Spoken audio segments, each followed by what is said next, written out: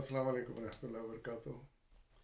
किताब मुजदात नबवी से हुज़ूर सल्लल्लाहु अलैहि वसल्लम की ज़िंदगी में पेश आने वाले मौजूदाना वाक़यात का मुताला हम कर रहे हैं। आज के एपिसोड में कुछ ऐसे वाक़यात बयान किए गए हैं जो हुज़ूर सल्लल्लाहु अलैहि वसल्लम की बरकत से, आपकी दुआ से, आपके हाथ लगाने से लोग शिफायाब हो गए। मुख्तलिफ़ अमराज में तकलीफ़ में मुब्तला थे, उनको फ़ौरन राहत मिल गई और शिफायाब हो गए। तो इन्हीं मुजज़ना वाक़यात का हाल आज हम पढ़ेंगे। आइए समाअत फरमाइए। पहला वाक़या है मिर्गी वाले बच्चे का इलाज।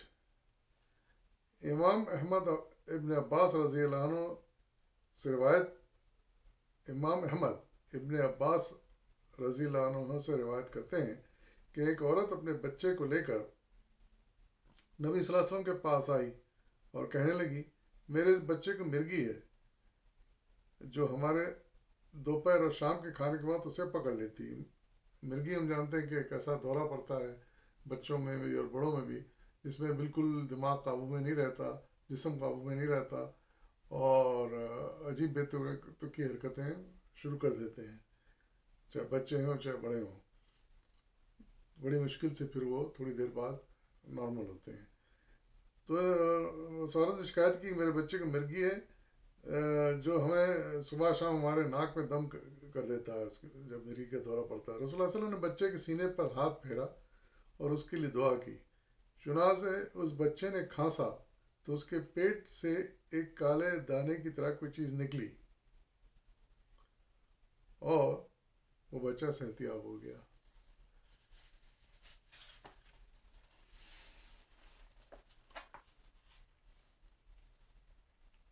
ये मसनद इमाम अहमद में ये वाक़या बयान हुआ है।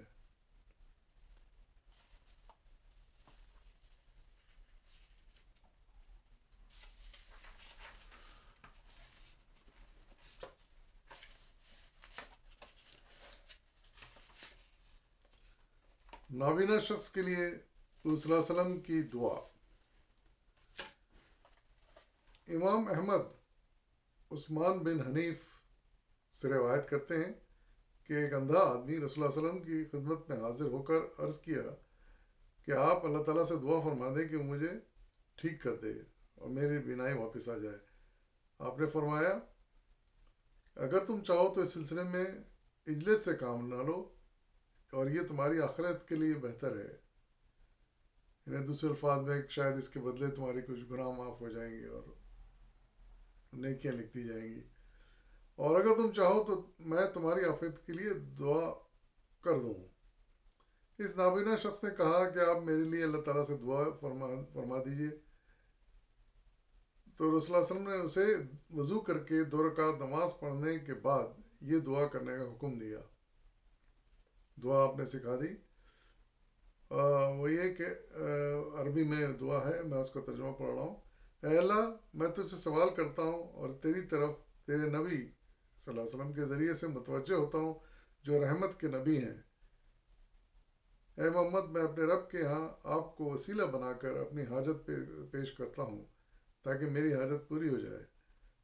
ऐ अल्लाह, मेरी दुआ उनके हक़ में कबूल फरमा और उनकी शिफात मेरे हक़ में कबूल फरमा। वो नाबीना बराबर ये दुआ करता रहा। रावी का बयान है कि इस रवायत में ये भी लिखा है कि रावी का बयान है कि उसने उस नाबीना ने ऐसा ही किया और फ़ौरन शिफायाब हो गया। इमाम अहमद ही की एक रिवायत ये भी है कि अल्लाह, दुआ उसको जो सिखाई गई वो उसके अल्फाज थोड़े मुख्तलिफ हैं। अल्लाह, मेरे मुतालिक उनकी सिफारिश कबूल कर ले।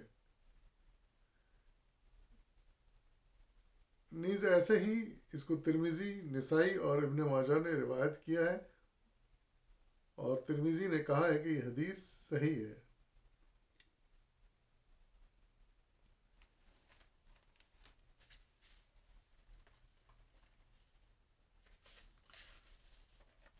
غالباً اسی واقعے کو امام بہقی نے حاکم عثمان بن حنیف سے روایت کیا ہے کہ میں نے رسول اللہ صلی اللہ علیہ وسلم سے سنا، اس وقت ایک نابینا سے اپنی بصارت نابینا آپ سے اپنی بصارت کھو جانے کی شکایت کرتے ہوئے کہہ رہا تھا کہ اللہ کے رسول، میری رہنمائی کرنے والا کوئی نہیں، مجھے بہت ہی تکلیف کا سامنا کرنا پڑتا ہے۔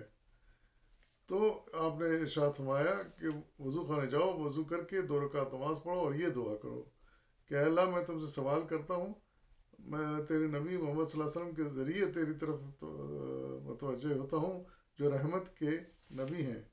اے محمد، میں آپ کے ذریعے سے اپنے رب کی طرف متوجہ ہوتا ہوں تاکہ میری بصارت لوٹ آئے۔ اے اللہ، ان کی سفارش میرے حق میں قبول کر لے اور میری دعا میرے حق میں قبول کر لے۔ عثمان کہتے ہیں اللہ کی قسم ہم ابھی بھی متفرق بھی نہیں ہوئے تھے، الگ بھی نہیں ہوئے تھے، ایک ہی جگہ بیٹھے ہوئے تھے اور ہماری گفتگو بھی ابھی طویل نہیں ہوئی تھی کہ اتنے میں وہ نابینا ایسی حالت میں آیا گویا کہ اسے کبھی اندھا پن لاحق ہی نہیں ہوا، یعنی اتنی تیزی سے وہ دعا قبول ہوئی کہ وہ دعا کرنے کے فوراً بعد ٹھیک ہو گیا۔ ابھی بیٹھے بھی تھے وہاں حضور صلی اللہ علیہ وسلم اور آپ کے اصحاب بھی وہاں پر، واپس گیا تو وہ بالکل ٹھیک تھا، اس کا نابینا پن دور ہو چکا تھا۔ یہ حدیث بھی مسند امام احمد میں آئی ہے۔ پھر ایک واقعہ ہے نبی کریم صلی اللہ علیہ وسلم کا بدر کے دن قتادہ بن نعمان کی آنکھ کو صحیح سالم لوٹا دینا۔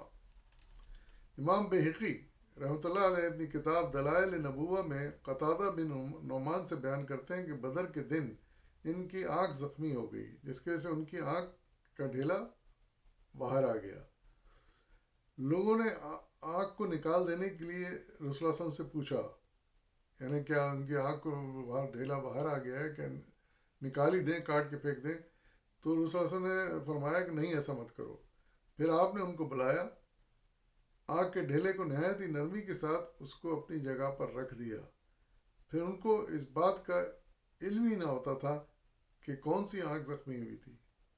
ایک روایت کے مطابق وہ آنکھ جو زخمی ہو گئی تھی ان کی دوسری آنکھ سے بہتر ہو گئی۔ نظر لگائیے آپ کہ وہ آنکھ بالکل ٹھیک ہو گئی ان کی، نہ صرف وہ ڈھیلا اپنی جگہ پر بالکل بیٹھ گیا، صحیح لگ گیا، بلکہ وہ آنکھ بینائی بھی واپس آ گئی۔ یہ واقعہ دلائل نبوہ للبہقی میں بیان ہوا ہے۔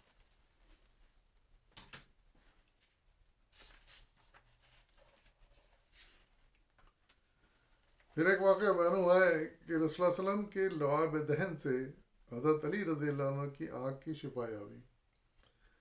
امام بہقی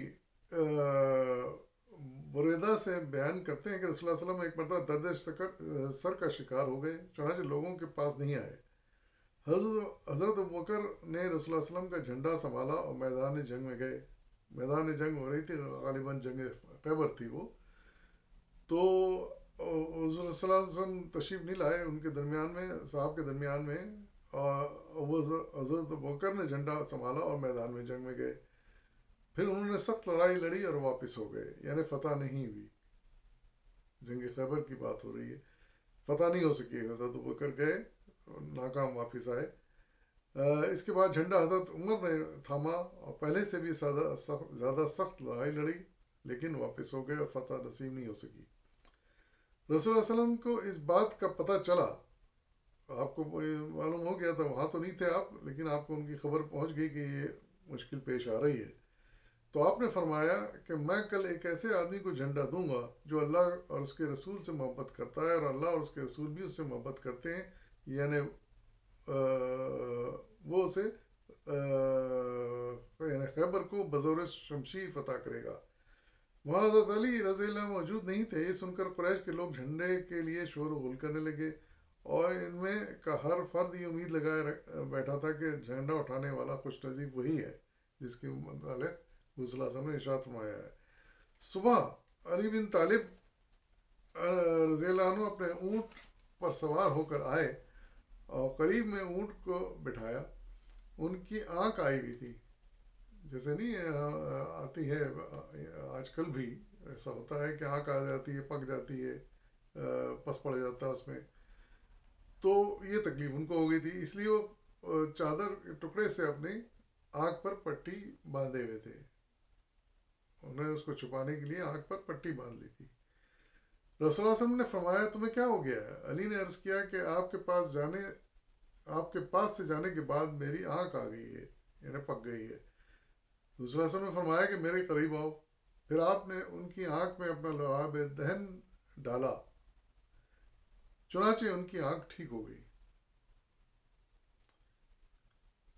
یعنی فوراً ٹھیک ہو گئی، دیر نہیں لگی اس میں، کیونکہ اس وقت دیر کی گنجائش نہیں تھی۔ پھر آپ نے انہیں جھنڈا دے دیا، اور حضرت علی لال حبے میں ملبوس خیبر آ گئے اور جھنڈا صلی اللہ علیہ وسلم کا دیا ہوا لے کر آئے۔ جب وہ آئے اور فوج میں آگے بڑھے، طریقہ یہی تھا کہ اپنی فوجیں ایک طرف، دشمن کی فوجیں سامنے ہوتی تھیں، اور ایک ایک آدمی ان میں سے نکلتا تھا اور لڑتا تھا۔ پہلے تو انہیں انڈیویجول لڑائی ہوتی تھی، ایک ایک شاہ سوار کی دوسرے شاہ سوار کے ساتھ لڑائی ہوتی تھی، اور پھر ناکام ہو جاتا تھا تو پھر دوسرا آتا تھا، پھر تیسرا آتا تھا، اسی طرح کی ایک لڑائی تھی۔ یعنی ادھر فوجیں کھڑی تھیں مسلمانوں کی، ادھر وہ خیبر میں جو کافر بادشاہ تھا اس کی تھی، قلعے کا مالک تھا وہ خیبر کے قلعے کا۔ تو دوسرے دن بھی وہ نکلا اکڑتا ہوا، شان دکھاتا ہوا اپنی، وہ اس کا بادشاہ، قلعے کا مالک، اور ادھر سے حضرت علی اس رسم کا جھنڈا لیے ہوئے اور باہر آئے، اس کے سامنے آئے۔ پھر راوی کہتے ہیں کہ دونوں میں ایک دوسرے پر حملہ کرنا شروع کیا۔ حضرت علی نے آگے بڑھ کر کاری ضرب لگائی، وہ اتنی ضرب شدید تھی کہ تلوار، وہ جو تھا کافر بادشاہ تھا وہ قلعے کا، وہ ایک لوہے کے ٹوپی پہنے ہوئے تھا، جیسے کہ لوہے کے خود پہنے جاتے ہیں، اس زمانے سے پہنے جاتے ہیں حفاظت کے لیے، سر کی سینے کے حفاظت کے لیے بھی پہنا جاتا ہے لباس، اسی طرح سر کے حفاظت کے لیے پہنا۔ تو انہوں نے ایسا وار کیا حضرت علی نے کہ وہ تلوار نے اس کو لوہے کی ٹوپی کو کاٹا، اور سر کو کاٹتے ہوئے داڑھی تک پہنچ گئی، اتنا شدید حملہ آپ نے کیا۔ اور ظاہر ہے کہ پھر وہ کافر جو بادشاہ تھا قلعے کا، وہ مر گیا۔ پھر حضرت علی نے شہر پر قبضہ کر لیا، اور اس طرح وہ قلعہ، یعنی خیبر کا قلعہ فتح ہو گیا، اور حضرت علی تاریخ میں پھر فاتح خیبر کہلائے۔ تو آج بھی ہم ان کو فاتح خیبر کہتے ہیں، کیونکہ خیبر کا وہ قلعہ جو کافی کوششوں کے باوجود بھی فتح نہیں ہو سکا تھا، ان کی محنت سے، ان کی جافشانی سے، ان کی طاقت سے وہ فتح ہو گیا تھا۔ تو یہ اس طرح کے واقعات بھی حضور صلی اللہ علیہ وسلم کی زندگی میں پیش آئے کہ سخت سے سخت بیماری بھی آپ کی دعا سے، آپ کے ہاتھ لگانے سے، آپ کے لعاب دہن کی برکت سے فوراً ٹھیک ہو جاتی تھی۔ اور بھی چند واقعات ہیں، لیکن طوالت کے پیش نظر میں ان کو نہیں سنا سکتا، لیکن بہرحال اس لیے ہمیں بھی ان کی نام کی برکت حاصل کرنی چاہیے، ایسے موقع پر ان کو درود بھیج کر ان سے ہمیں مستفید ہونا چاہیے، اور اس کی برکت سے فیض یاب ہونا چاہیے۔ آج بھی ان کے درود میں اتنی برکت ہے کہ اس طرح کی شفا یابی ہمیں آج بھی مل سکتی ہے، بشرطے کہ ہم صدقہ دل سے، خلوص دل سے ہم حضور صلی اللہ علیہ وسلم پہ صلاۃ السلام بھیجیں، درود بھیجیں۔ اللہم صلی علی سیدنا مولانا محمد وعلی آل سیدنا مولانا محمد وبارک وسلم صلی علیہ۔ اجازت دیے، انشاءاللہ پھر اگلے قسط میں حاضر ہوں گا، فی امان اللہ۔